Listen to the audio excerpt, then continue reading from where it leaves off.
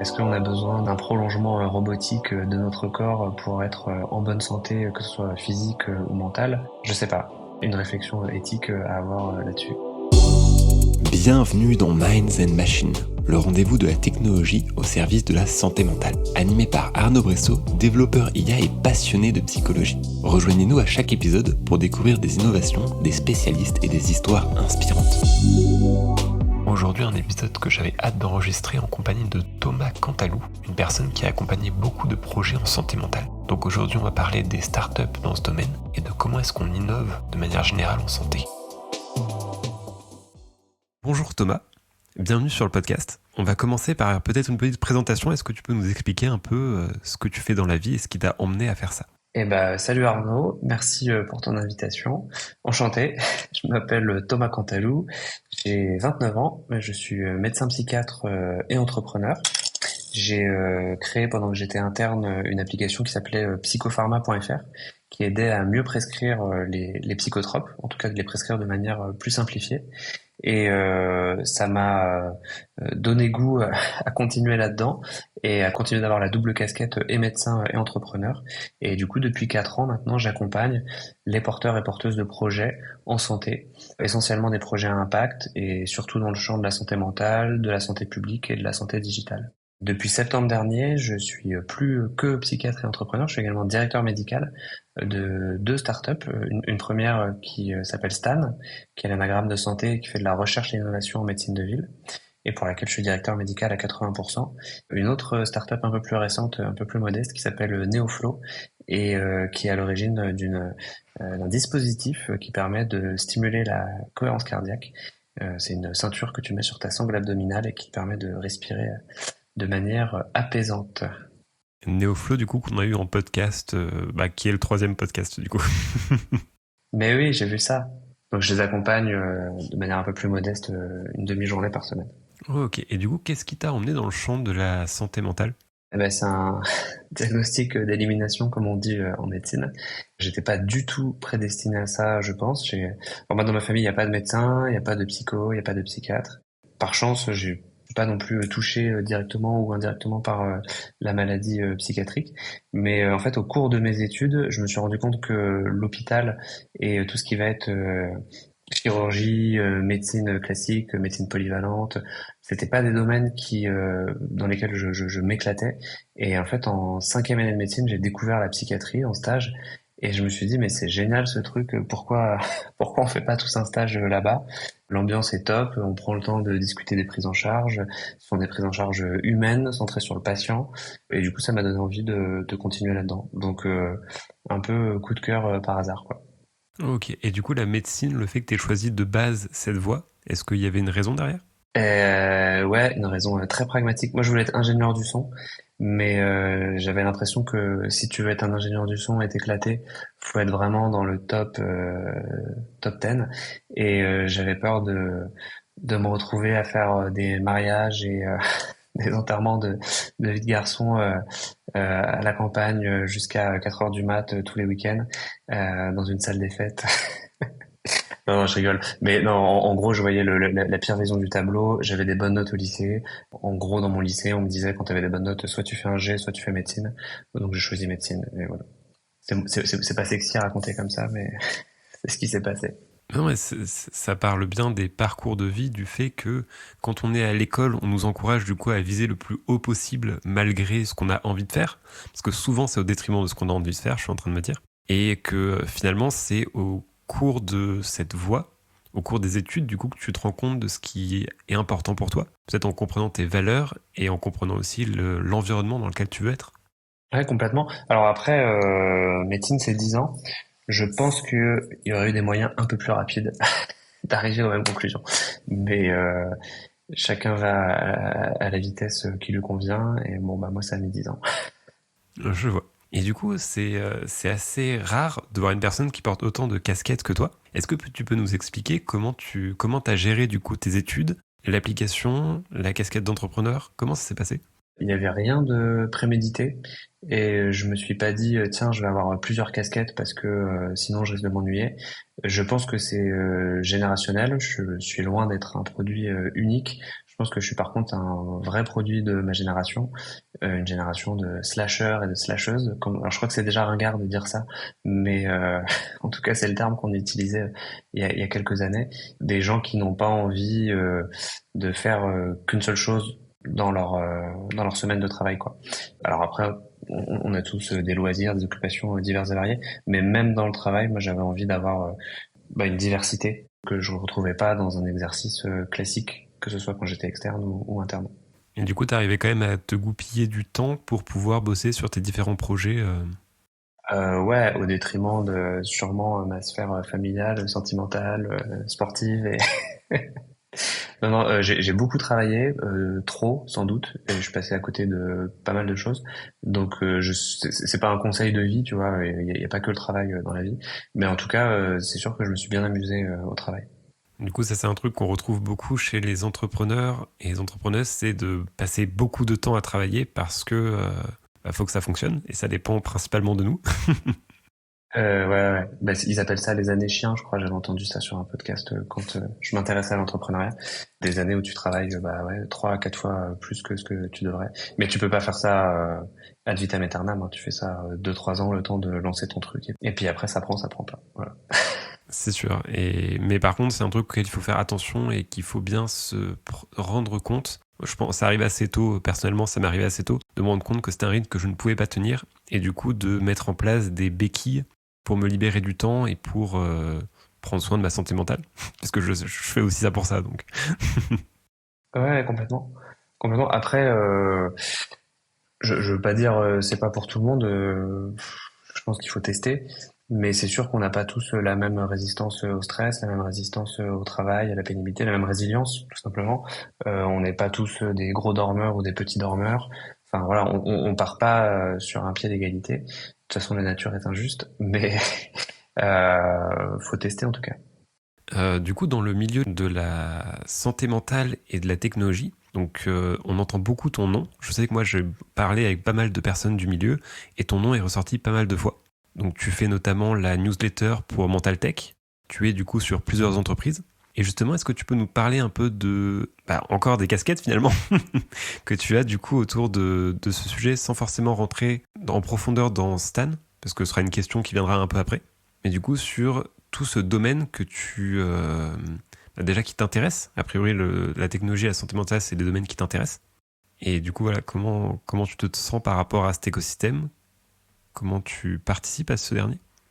Comment je me sens par rapport à cet écosystème? Alors, à l'aise, parce que forcément, de par ma formation, c'est un sujet que je connais, voire dont je suis expert.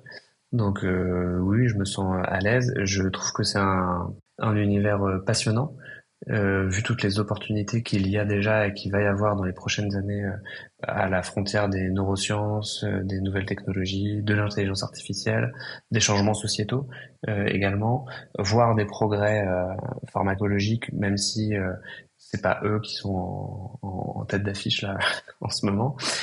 Non, voilà, moi je trouve que c'est un milieu assez agréable, enfin un milieu dans lequel naviguer est agréable, dans lequel je suis arrivé il y a 4 ans maintenant, donc ça fait aussi un moment que j'ai une bonne vision de qui fait quoi, pourquoi, comment. Du coup, le fait que tu fasses la newsletter, il me semble que tu es assez actif sur LinkedIn aussi. C'est que tu prends du temps pour faire de la veille? Ou comment ça se passe par rapport à ça?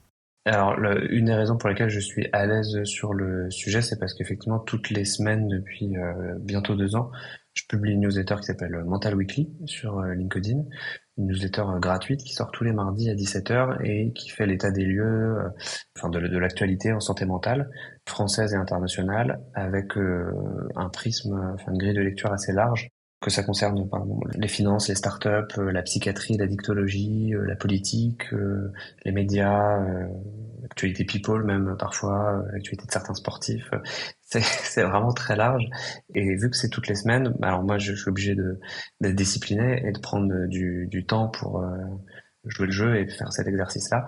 Mais forcément, bah, ça t'amène une connaissance de l'actualité qui est assez fine et tu te sens à l'aise pour rebondir facilement sur des sujets d'actualité lorsqu'on t'interroge dessus. Du coup, maintenant, c'est le moment de parler un peu de Stan, du coup, l'entreprise sur laquelle tu es à 80% du temps, non? Du coup, est-ce que tu peux nous en parler un peu? Stan, c'est une société à mission qui a été créée en 2018 par deux professionnels de la santé libéraux qui ont ouvert leur première maison de santé pluriprofessionnelle à Vénissieux, en banlieue de Lyon. Une maison de santé qu'ils ont voulu collaboratif avec vraiment l'exercice coordonné de soins au cœur enfin, vraiment comme philosophie de cette maison de santé. Alors peut-être explique ce que c'est le soin coordonné. Bah, c'est-à-dire que t'es pas un professionnel de santé isolé dans son cabinet qui voit patient après patient et puis qui finit sa journée et puis qui rentre chez lui. Tu as un exercice coordonné avec d'autres confrères, d'autres consoeurs, qu'ils soient professionnels de santé médicaux ou paramédicaux. Tu peux inscrire ton patient et t'inscrire toi-même aussi sur des parcours de soins coordonnés. Voilà, t'es pas seul dans le navire, tu travailles en équipe. Et les maisons de santé pluriprofessionnelles, ce sont des lieux physiques qui permettent cet exercice coordonné. Ça facilite, c'est censé faciliter les interactions. Une maison de santé, par définition, c'est deux médecins, un infirmier, enfin infirmier ou infirmière. Mais tu peux mettre beaucoup plus de professionnels de santé dans ce lieu. Mehdi et Tiffany, les cofondateurs de Stan, quand ils ont monté leur maison de santé pluriprofessionnelle, ils se sont rendus compte que c'était la croix et la bannière pour ouvrir ce type de structure. Et de cette expérience est née une expertise qu'ils ont mis à profit des autres professionnels de santé qui voulaient monter une structure de santé. En 4 ans, ils ont accompagné plus de 115 structures à s'ouvrir un peu partout en France. Donc c'est vraiment de l'accompagnement à l'ingénieur en santé. Ils n'étaient pas au capital de ces structures, hein. Ils ont accompagné les professionnels et en se rémunérant à chaque fois jamais sur le dos du professionnel de santé, mais sur des budgets qui étaient fléchés par les ARS ou d'autres budgets pour lesquels ils ont aidé les professionnels de santé. Enfin, ils ont aidé les professionnels de santé à aller obtenir ces budgets. Ça, c'était le premier, entre guillemets, business model chez Stan. Le deuxième business model, c'était de fournir des services à valeur ajoutée à toutes ces structures dont ils ont accompagné le développement. Encore une fois, sans se rémunérer sur le dos du professionnel de santé, mais en se rémunérant via l'économie qu'il leur permettait de générer. Parce que forcément, quand on a 2000 professionnels dans le réseau, et c'est plus facile pour nous de négocier des coûts sur certains services, certains produits. Et le dernier business model, alors je dis business model, c'est peut-être pas le meilleur mot, mais je pense que tu me comprends. Oui, c'est les manières de gagner de l'argent pour l'entreprise. Voilà. Le dernier business model, c'est l'innovation et la recherche en médecine de ville. Stan, cet été, a levé 10 millions d'euros auprès de deux fonds d'investissement souverains pour remettre l'église au milieu du village. En fait, ils se sont rendus compte que 80% de la recherche, voire plus, de la recherche actuellement est faite à l'hôpital, alors que ça représente que 20% des flux patients. Et leur idée, c'était encore une fois, remettre l'église au milieu du village et faire en sorte que la recherche clinique puisse également se faire en ville. Et comment on fait de la recherche clinique en ville alors que les pratiques, elles sont assez hétérogènes, que les médecins libéraux, ils ont chacun leur façon de travailler, chacun leurs logiciels médicaux, que le principal irritant, c'est également le manque de temps. Quand tu vas voir un médecin pour lui proposer quelque chose, malheureusement, la première chose qu'il va te dire, tu peux demander à n'importe qui, il va te dire qu'il n'a pas le temps, mais à juste titre, hein. Et nous, chez Stan, on a essayé, à travers notre réseau, enfin, c'est ce qu'on est en train de faire, d'homogénéiser certaines choses, certaines pratiques, et de fluidifier également certaines tâches pour faire en sorte que l'acte de recherche soit aussi simple qu'un acte clinique basique, type une prise de tension, une pesée, etc. Le fait de développer l'innovation et la recherche en médecine de ville, ça participe à la vision qu'on porte, qui est de créer le premier réseau intégré de santé en médecine de ville. Donc un réseau pensé autour du patient et de l'aidant, un réseau pensé aussi autour de l'expérience du professionnel de santé, un réseau de santé dans lequel on peut faire de la recherche et de l'innovation, dans lequel du coup les patients peuvent accéder aux dernières innovations et à une médecine vraiment personnalisée et de pointe. Un réseau de santé qui est également en lien avec le territoire, avec les associations, les représentants d'usagers et de professionnels. Enfin voilà, je pourrais te faire une conférence sur les réseaux intégrés de santé, je sais pas si c'est le sujet, mais en tout cas c'est la vision qu'on porte aujourd'hui. Ok, et toi du coup ton rôle dans tout ça c'est quoi? Alors moi je suis directeur médical, c'est-à-dire que en tant que société à mission, Stan se doit dans ses partenariats, dans même tout ce qu'elle fait, on se devait d'avoir une certaine rigueur scientifique, une rigueur éthique, une vision de santé publique. Ça, c'est ce que je défends. jour après jour chez Stan. On se devait également d'être expert sur la question du parcours et de l'expérience du patient et des aidants. Donc c'est aussi une des missions de la direction médicale. Et enfin, il y a toute une mission d'affaires publiques pour aller tisser des liens forts avec le monde universitaire, le monde hospitalier, les collectivités, les institutions, qu'elles soient publiques ou privées, les associations, les syndicats, etc. Et sur le versant éthique, je suis passé un peu rapidement, mais pour te donner un exemple, on vient de monter un comité éthique chez Stan, pluriprofessionnel, avec des gens extérieurs à la société également, et un comité éthique qui nous permet de donner un go ou un no-go à tous les projets qui vont être possiblement incubés chez Stan, que ce soit des projets de montage de structures de santé, ou que ce soit des projets plutôt type start-up ou industriel qui veulent venir éprouver leurs solutions sur notre réseau de soins. Ok, parce que du coup, c'est ça l'avantage a priori d'un réseau, c'est que tu as accès à plein d'acteurs et tu peux tester ta solution et voir si c'est efficace ou non. Ouais, exactement. En gros, on a créé cet été ce qu'on appelle le Stan Lab. C'est pas vraiment un incubateur, c'est une solution d'accompagnement, peu importe la maturité de ton projet, que ce soit du stade de l'idée au stade de l'industrialisation. On te permet de venir challenger cette idée et de dérisquer ton idée, voire de la faire passer à l'échelle. Et du coup, sur les sujets d'IA, vous avez, je pense, aussi des discussions à propos de ça, puisque je pense que éthique et IA, ça va un peu ensemble, surtout en ce moment. Complètement. On devrait signer un NDA, donc je vais peut-être pas tout te balancer, mais effectivement, on accompagne des porteurs de projets dont les solutions sont basées sur l'intelligence artificielle. Et lorsque nous, on accompagne quelqu'un, comme je te le disais, ce comité éthique, en amont, il va vérifier si la solution vient pas contribuer à augmenter les inégalités de santé, créer un système de santé à deux vitesses, voire avoir un impact néfaste sur l'environnement. Enfin, donc tout ça, on l'analyse, tu vois. Et donc forcément, pour l'intelligence artificielle, il y a également pas mal de choses qui sont analysées. Le stockage des données, la souveraineté des données, leur sécurité, toutes ces choses-là, c'est des choses qu'on vérifie en amont. Petite pause pour vous demander de laisser un avis si le podcast vous plaît et suggérez-moi des invités en commentaire pour de futurs épisodes. Ça m'aide vraiment. On reprend. Donc toi, tu as parlé et participé à la création de nombreuses startups. Enfin, tu n'as pas participé à la création, mais tu as discuté avec beaucoup de startups puisque tu es en mesure de les conseiller et c'est même ce qui est écrit sur ton profil LinkedIn. Est-ce que tu peux un peu nous parler de ces expériences de startups en santé mentale ? Des difficultés, par exemple, ou des défis ? Alors, il y en a beaucoup des défis et des difficultés sur les startups en santé mentale. De manière très triviale, et peut-être la première chose qui me viendra en tête, la santé mentale et peut-être de manière un peu plus précise, la psychiatrie. C'est pas n'importe quelle spécialité médicale et c'est une spécialité dans laquelle tu fais face à certaines choses qui sont incompressibles, type le temps de consultation. Tu peux faire un diagnostic en quelques secondes, mais si tu veux que ton patient il soit aidé dans sa démarche de soins, tu es obligé de passer du temps avec lui. Il y a des choses que tu ne vas pas pouvoir compresser. Si tu vas au bloc opératoire, si on peut te poser une prothèse en 12 minutes plutôt qu'en 4 heures, autant qu'on te la pose en 12 minutes, c'est parfait. Une consultation de psychiatrie, tu peux pas la faire en 3 minutes. Il y a un temps de, 20-30 minutes qui est malheureusement que tu ne peux pas, enfin malheureusement, c'est pas bien ou mal, c'est juste que c'est comme ça, tu peux pas compresser. Donc c'est le principal frein, je dirais, sur les innovations qui vont porter sur le temps de la consultation en psychiatrie.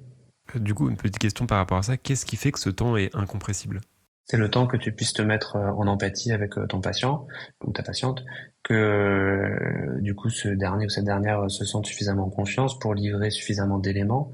C'est un temps qui est thérapeutique, tout simplement. Enfin, je te laisse imaginer si tu allais voir ton médecin généraliste même, hein, que tu as envie de lui dire qu'il y a quelque chose qui va pas, que tu mets déjà peut-être 5-10 minutes à oser, entre guillemets, crever l'abcès parce que c'est pas facile de parler de ces choses-là. Et puis, du coup, ça fait 2-3 minutes que tu lui parles de ton problème. Et puis là, il te dit, ah, désolé, ça fait 14 minutes. Il ne nous reste plus qu'une minute, on va devoir conclure. Vous en parlez la semaine prochaine. Tu vois, c'est basique, mais c'est comme ça. Donc ok, donc la compression qui est pas possible. Du coup, vas-y, je te laisse continuer. Ouais. Alors c'est sur ce type de solutions qui sont dédiées au temps de consultation. Après, on a beaucoup de difficulté, mais enfin, encore une fois, je dis pas que c'est bien ou mal, je dis que c'est difficile pour une startup tout simplement, c'est de faire avec le système de santé français, qui est pas le système de santé américain. En fait, tu as beaucoup de startups françaises qui veulent copier des, des concepts américains, sauf que le système de financement n'est pas le même, la façon de prendre en charge sa santé et sa santé mentale n'est pas la même non plus, et tu peux pas calquer toutes les innovations qui viennent des États-Unis du coup. Donc cette question du business model en santé mentale et en santé de manière générale, mais la question du business model en santé mentale, elle est particulière aussi parce que il faut trouver des payeurs et les payeurs, il n'y en a pas 36 000 en France. Tu as les entreprises, mais du coup tu fais une solution B2B. Donc en général, quand tu es entrepreneur, tu as envie de sauver le monde et t'as pas envie de faire juste une solution B2B, juste pour les employés.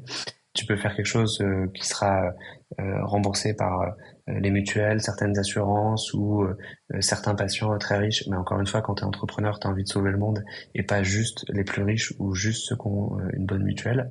Donc tu vois, t'as cette question du business model qui est c'est pas un frein, mais c'est juste que c'est un casse-tête à résoudre assez rapidement. Je dirais pas que c'est un frein, je dirais plutôt que c'est quelque chose de positif, mais c'est peut-être ta prochaine question. Moi, je pense qu'il y a pas mal de choses à faire autour du hardware en santé mentale. Je sais pas pourquoi, c'est une intuition que j'ai. Alors, je dis ça aussi parce que je suis directeur médical chez NoFlow, mais il y a assez peu de hardware en santé mentale, je trouve, et je trouve ça dommage. Et du coup, peut-être pour expliquer le truc qui est sympa avec le hardware, c'est qu'il y a moins besoin de faire de recherche pour y aller. C'est un objet, a priori. Donc, t'as pas d'effort supplémentaire pour aller chercher la ressource, genre aller sur un site ou lire. Et je trouve que c'est ça qui était bien avec NeoFlow, c'est que tu mets juste la ceinture, tu l'actives et ça va te faire respirer et ça va aller mieux. Et le fait de matérialiser ça autour d'un hardware, je trouve ça super intéressant. C'est plus simple pour l'utilisateur, c'est plus compliqué pour l'entrepreneur. Du coup, le hardware, c'est hard. Euh, c'est long, c'est laborieux, il y a de la recherche et du développement. Mais c'est sûr que ensuite, en termes d'expérience utilisateur, bah, moi je trouve ça top, quoi. Alors moi le premier, j'en ai fait une application en psychiatrie, mais moi je trouve ça un peu plus excitant quand je vois des innovations portées sur un objet ou sur quelque chose qui est pas juste entre. Alors c'est beaucoup, hein, mais qui n'est pas juste un software. Moi, je sais que durant mes études d'IA, on avait une matière qui était très intéressante qui s'appelait le embedding. Et en fait, en gros, c'était comment la robotique peut créer des corps aux machines en fonction de leur utilité. Donc, par exemple, on a vu dans les années, je pense, 2010, il y a eu pas mal de chatbots qui sont apparus et avec des petits robots qui avaient des yeux expressifs. Même, je dis ça des années 2010, mais c'est toujours le cas. Avec une innovation qui a été annoncée, je crois que ça s'appelle Rabbit. Ouais, je vais te parler de ça, Rabbit Erwan. C'est ça. Donc Ouais. c'est un petit boîtier avec des yeux où tu peux faire des commandes vocales et derrière il y a une IA du type ChatGPT qui va te répondre et qui va faire les choses. Alors au-delà de ça, pour moi, Rabbit Erwan, alors mais je me trompe peut-être, c'est du hardware effectivement. Alors je sais pas si ça va marcher, hein. C'est du hardware qui te permet d'automatiser des tâches. Typiquement une recherche je sais n'importe quoi, tu recherches des trucs sur le bon coin, t'achètes et tu revends. Tu peux automatiser tout ça grâce au Rabbit. Moi j'ai l'impression que c'est beaucoup de marketing. Il est en vente à 200 $, je crois. Donc c'est le prix parfait pour des early adopters un peu geeks qui vont se dire ah putain c'est génial, ça va me changer la vie. Et puis au bout de 2 mois en fait ça va finir dans un tiroir. Mais alors c'est du hardware mais bon, je pense qu'il y a beaucoup de marketing derrière le Rabbit. Peut-être pour expliquer un peu le souci entre guillemets avec ce genre de choses, c'est que c'est très compliqué de connecter plusieurs systèmes entre eux. Et c'est pour ça que ça rend très compliqué, par exemple, le coup pour Le Bon Coin. Il faudrait qu'il y ait un connecteur qui fasse l'interface entre le Rabbit et Le Bon Coin, auquel tu puisses dire, bah voilà, je veux que tu fasses ça, puis que tu fasses ça. Et c'est des choses qui sont compliquées et à voir du coup ce que va donner l'entreprise. Mais il y a pas mal de difficultés d'un point de vue interface. Mais oui, là je parlais de Rabbit surtout au niveau de l'objet en lui-même, qui est un peu attrayant, qui est un peu user-friendly. Toi, tu en as précommandé un du coup? Non, non, non. Non, je me suis dit, je peux faire ça avec un Raspberry Pi. Ouais, c'est ce que je me dis aussi. Enfin, moi, je sais pas faire, mais c'est ce que je me dis. Et pour le moment, en fait, j'ai pas d'utilité par rapport à ça, mais je pense que quand je voudrais me faire une maison domotique, je pourrais le faire moi-même. Ouais, en fait, c'est ce que je me dis. En fait, ça va vite finir en Alexa, quoi, et où tu l'utilises juste pour allumer et éteindre ta cuisine et lancer Spotify. Mais C'est quand même assez dommage. Mais du coup, c'est vrai que Google Home et Alexa, c'est des bons exemples de hardware qui changent potentiellement l'utilisation qu'on fait du coup, là, c'est de la captation de la voix, mais qui peuvent du coup modifier notre perception de cette technologie en l'ancrant un peu plus dans le quotidien. Et c'est, je pense, le but du hardware orienté santé mentale, c'est le mettre un peu plus dans le quotidien et que ça donne moins un effort de penser à sa santé mentale. alors, et après, il y a une question eugénisme et est-ce qu'on a besoin d'un prolongement robotique de notre corps pour être en bonne santé, que ce soit physique ou mentale? Bon, on porte des lunettes, on porte des prothèses auditives. Est-ce qu'il va falloir qu'on porte aussi des prothèses pour améliorer notre santé mentale? Je sais pas. C'est une réflexion éthique à avoir là-dessus. Mais il y a déjà du coup des entreprises qui tentent de faire ça, par exemple Neuralink de Elon Musk, qui a déjà connecté qui sont en train de faire des tests, d'ailleurs je crois sur des humains. Alors, c'est pas vraiment de la santé mentale. Ils ont appelé ça télépathie en plus. Je trouve que le nom est pas mal. C'est sur des troubles pas neurodégénératifs, mais enfin c'est sur des troubles neurologiques et sur des gens qui souffrent de paralysie, il me semble, hein. Mais j'ai pas creusé le sujet plus que ça. Mais forcément, ça ouvre la voie vers le reste des neurosciences et possiblement la psychiatrie par la suite. J'ai peu d'avis sur la question parce que j'ai pas de boule de cristal. Je pense qu'on sous-estime un peu, on a surestimé un peu ce qu'ils étaient capables de faire à court terme. Par contre, sur le long terme, je pense qu'on sous-estime le potentiel de cette technologie. Alors là, deux chemins s'offrent à toi. Soit du coup parler des défis du coup que t'as pas encore énoncés, ou plutôt parler de l'avenir de la santé mentale pour toi. Parce que du coup là, c'est la question qui chevauche ces deux sujets, qui me semblent tous les deux très pertinents. Donc est-ce que tu veux d'abord terminer le... Bah, alors la deuxième question, elle est plus simple, parce que j'ai l'habitude d'y répondre. Neuralink, le Rabbit Air tout ça, c'est sympa, mais ça concerne une très petite portion de la population. Donc, si on veut garder les pieds sur terre et qu'on se dit comment améliorer rapidement et à large échelle la santé de la population, comment réduire les inégalités de santé, il faut trouver des solutions rapides qui viennent optimiser, simplifier, voire sécuriser le système de santé dans lequel on se trouve. Si on veut faire un focus santé mentale, moi je pense qu'il y a des concepts sur lesquels il faut qu'on s'attarde davantage. C'est les concepts de paix et danse et les concepts d'aller vers. C'est des concepts. Alors, peut-être explique en quoi ça consiste. Ouais, bah c'est des mots, enfin c'est des expressions qui parlent d'elles-mêmes. La pérédance, tout simplement, c'est des personnes qui ont eu un parcours en psychiatrie, qui se sont plus ou moins rétablies. Quand je dis un parcours, qui ont eu un trouble psychiatrique et qui se sont rétablis de ce trouble, ou qui ont eu une grosse épreuve de vie et qui se sont rétablis, qui vont mettre leur expérience à profit d'autres personnes qui sont moins avancées dans leur parcours de rétablissement. Est-ce qu'on peut mettre ça peut-être en parallèle avec les alcooliques anonymes? Ouais, c'est de la pérédance, tout simplement. Tu peux aussi, dans les hôpitaux, avoir des gens qui ont été formés à la question et qui vont pouvoir accompagner les patients qui viennent d'être hospitalisés dans les services de psychiatrie. Tu as des associations qui organisent ça aussi en ville, où elles vont, je dis utiliser, mais il n'y a aucune malveillance dans le terme utiliser, il faudrait sûrement trouver un autre mot, mais utiliser et mettre à profit l'expérience des personnes qui se sont rétablies pour aider les personnes qui sont moins bien, qui sont encore plus ou moins en crise ou plus ou moins au début de leur parcours de rétablissement. Il y a aussi dans cette question de pérédance, tu vois, j'accompagne une association qui s'appelle Je bouge pour mon moral, qui propose des parcours de rétablissement de la dépression par l'activité physique. C'est des programmes pour les jeunes et les moins jeunes, et tu vois, pour les adultes, le programme c'est de faire de la marche nordique, donc à l'extérieur, plusieurs fois par semaine pendant 7 semaines. Alors le programme c'est pas que ça, hein. Il y a tout plein d'ateliers, un suivi, etc. Mais le fait de se retrouver à plusieurs, à l'extérieur, à faire une activité physique adapté, tu vois, un effort où il y a une souffrance perçue, hein, enfin un effort perçu minimal. Et ben ça peut aussi s'apparenter à la pérédance. Tu vois, le groupe se porte et fait que tout le monde a quelque chose à y gagner et progresse plus vite en groupe que individuellement. Ça aussi, tu vois, ça s'apparente à de la pérédance.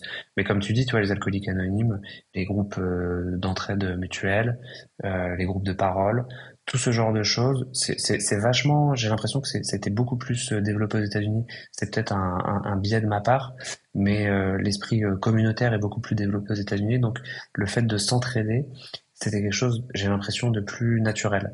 En France, on va avoir tendance à attendre que ce soit l'État et le système de santé qui prennent soin de nous. Aux États-Unis, mais dans d'autres pays, hein, c'est le cas aussi, on attend plus le soutien de la communauté. Et j'ai l'impression que grâce à Internet et à la modification des moyens qu'on a de communiquer, et bah, petit à petit, on va voir popper de plus en plus de solutions de ce type en France. Ok, donc ça du coup c'est pour la paire et danse, et l'autre chose dont tu parlais? Le dispositif d'aller vers, ouais.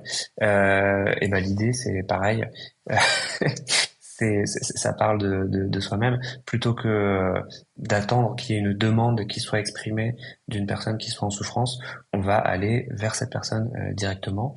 On va aller dans les endroits où on peut possiblement trouver le plus de jeunes. Enfin, je dis de jeunes parce que je pense à une initiative qui s'appelle les ambassadeurs santé mentale, dont je te parlerai juste après, mais on va aller directement au contact de la population qui a des chances d'être fragile, voire souffrir directement de troubles.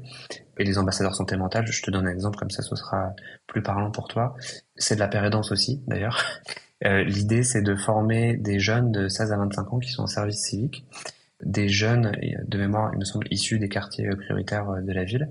On va les former à la santé et à la santé mentale. On va les former à la pédagogie en santé, comment développer la littératie en santé des gens avec qui tu parles. Et donc ces jeunes en service civique, ils vont aller dans les écoles, dans les MJC, les maisons de quartier, les bibliothèques, etc. Des villes dans lesquelles ils ont grandi, pour la plupart en plus. Et ils vont aller faire de la formation en santé, de la sensibilisation, de la promotion en santé mentale auprès de jeunes qui souffrent probablement d'une fragilité psychique. Et donc ça, c'est top, tu vois. C'est de la pérédance, c'est de l'aller vers, c'est des jeunes qui parlent aux jeunes, ça coûte quasiment rien et ça a des bénéfices incroyables à court, moyen, long terme. Donc voilà. Je pense que c'est ce genre d'initiatives qui auront de l'avenir en France si on arrive à les passer à l'échelle. C'est pas forcément, tu vois, j'ai pas cité de choses très numériques et très IA, malheureusement pour toi. Par contre, le numérique et l'IA peuvent être des leviers d'accélération pour l'essaimage et le passage à l'échelle de ces solutions.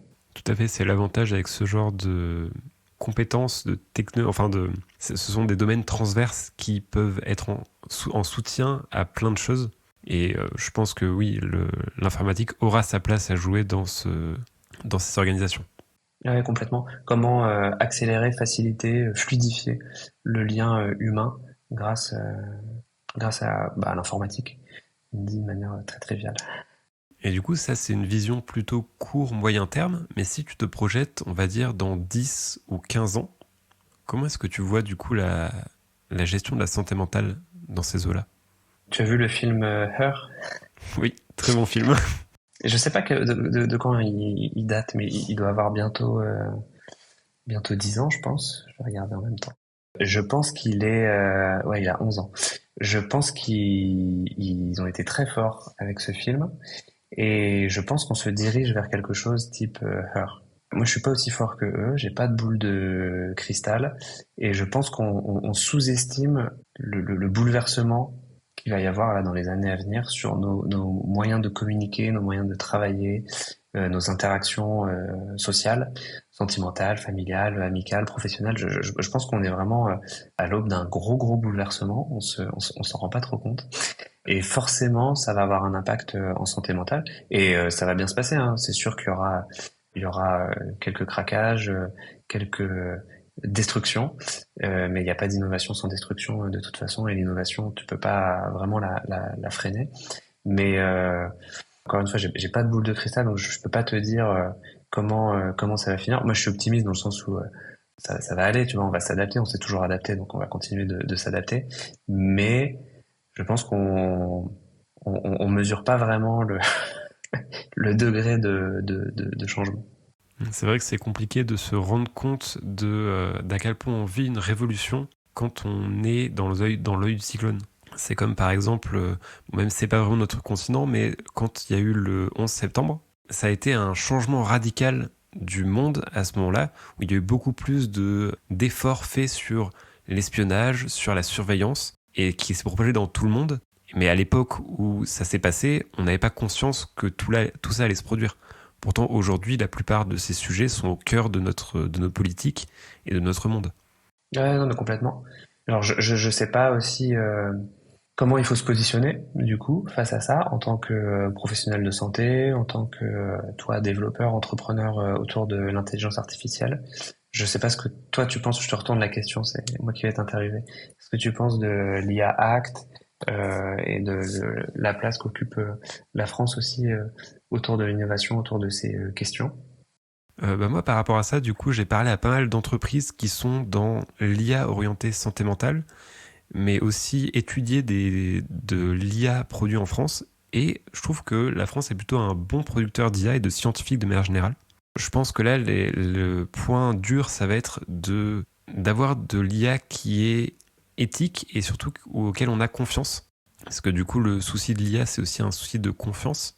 Sachant que même si sur certains domaines, l'IA a de meilleures prédictions qu'un être humain, il y a quand même ce biais de se dire oui, mais même si factuellement on est dans ces cas-là, il y a du coup pour moi un gros travail de faire cohabiter. Parce que moi je crois beaucoup du coup en la technologie au service de l'être humain en tant que compagnon. Du coup je pense qu'il va y avoir toute une étape où on va inclure peut-être dans les études de personnel soignant l'utilisation du coup d'outils numériques poussés pour qu'ils sachent du coup l'utiliser pour que par exemple les psychologues de demain aient un assistant qui va enregistrer la conversation et peut-être faire une note mémo à l'adresse du patient pour résumer ce qui s'est passé, histoire d'avoir un suivi par exemple. Et je pense que ça va aller de plus en plus vers ça. Et d'un point de vue santé mentale, moi dans 10-15 ans, je vois ça en gros comme quelque chose qui serait passif, dans le sens où on s'occuperait de notre santé mentale de manière plus passive, soit avec une société qui serait tournée autour de ça, qui ferait qu'on n'a pas besoin de penser consciemment à notre santé mentale pour en prendre soin, ou bien parce que la technologie nous fera des petits rappels par rapport à ça. Moi, je sais que je m'imagine bien dans 10-15 ans, avec le futur du téléphone, d'avoir une notification qui dit, bah, tiens, maintenant, est-ce que tu prendrais pas 5 minutes pour te reposer ? Parce que du coup, l'application aura détecté une journée stressante, du monitoring qui ferait... Tu te lèves toutes les 30 minutes quand ta Apple Watch elle te dit de te lever de ta chaise? Alors, j'ai pas... En fait, je dis ça, mais j'ai rien qui me monitore parce que j'aime pas avoir les trucs sur moi. Et ben alors, moi je suis entièrement d'accord avec toi, et c'est marrant parce que j'avais la discussion hier avec quelqu'un qui porte un projet de maison de santé pour les jeunes autour du digital et de la santé mentale, et on se demandait qu'est-ce qu'il fallait faire autour de l'encadrement de l'intelligence artificielle pour les jeunes générations. Aujourd'hui, la façon qu'on a d'accéder à de l'information, d'accéder à de la formation même, c'est complètement bouleversé par l'intelligence artificielle. La place de l'école, des profs, etc., c'est quelque chose qui va être également complètement chamboulé. Aujourd'hui, on sait comment réguler ce qu'il y a dans les manuels scolaires. Par contre, on ne sait pas comment réguler ce qu'il y a sur Internet et sur les chatbots les plus connus d'intelligence, enfin basés sur l'intelligence artificielle. Et on se disait plutôt que de faire de la régulation, eh ben, il faudrait faire de la pédagogie et effectivement informer. Bah alors, c'était plutôt destiné aux jeunes, mais informer les jeunes que, bah voilà, en fait là sur la journée que t'as passée sur ton écran d'ordi ou de téléphone, il y avait 30% de fake news, il y avait 20% de contenu violent et raciste, et il y avait 20% de contenu plutôt éducatif et de qualité. Grosso modo, t'as abîmé ta rétine de tant de pourcents, t'as diminué ton acuité visuelle de tant de pourcents, t'as augmenté ton risque cardiovasculaire parce que t'es resté inactif pendant 4 heures, et tous ces trucs-là, on pourrait les montrer à l'utilisateur Aujourd'hui, moi, j'ai une limitation de 15 minutes par jour sur Instagram. Bah, je la fais sauter toutes les 15 minutes. J'ai ma montre qui me dit de me lever, et ben je me lève pas. Euh, donc, je pense que l'information, c'est pas suffisant. Et il va falloir aller encore plus loin. On n'est qu'au début de ces réflexions, mais je suis entièrement d'accord avec toi sur la vision. T'as commencé ton explication en disant le téléphone du futur. Bah, peut-être que le téléphone du futur, il aura les moyens de les moyens de nous faire parler, non, les moyens de nous motiver à engager le changement. Alors, pour moi, d'un point de vue plus pratique, même une petite réflexion à chaud, je pense que si on expliquait vraiment les conséquences, pas forcément par rapport à nous, parce que j'ai l'impression qu'on a du mal à voir la personne qu'on sera dans le futur et à prendre des décisions par rapport à ça. Complètement. C'est des biais qui sont ultra connus Exactement. Et du coup, moi, j'ai une petite technique par rapport à ça qui est que je remercie souvent le moi du passé pour des choses que je reçois dans le présent. Et parfois, j'ai la flemme de faire les trucs et je souhaite bon courage au moi du futur. Mais du coup, un truc qui pourrait, je pense, être pertinent, c'est d'expliquer, par exemple, dire, ok, bah là, tu vois, les 4 heures que tu viens de passer sur TikTok, ça a permis de générer 20 € pour TikTok. Parce qu'il y a des milliards de personnes qui ont fait comme toi, ils ont gagné tant, parce qu'ils t'obligent à être addict à ton téléphone. Et je pense que expliquer le système qu'il y a derrière, la façon dont l'IA est utilisée pour rendre accro les gens, ce serait déjà un bon sujet pour essayer de comprendre tout en évitant de dramatiser les choses et de culpabiliser parce que c'est des centaines de personnes dans le marketing et la psychologie qui ont créé ces systèmes pour nous rendre addicts. Mais du coup, de se rendre compte que voilà, ces systèmes, ce scroll infini, c'est fait pour nous rendre addicts, pour qu'on enregistre une autre entreprise. Ouais, complètement. Après, il y a aussi la question de notre responsabilité en tant que société à protéger des gens qui sont pas capables de se protéger et qui n'ont pas le discernement nécessaire. Et je pense aux enfants. Et un enfant, faut peut-être pas forcément lui laisser le choix aussi d'aller sur ce type de plateforme pendant 4 heures d'affilée.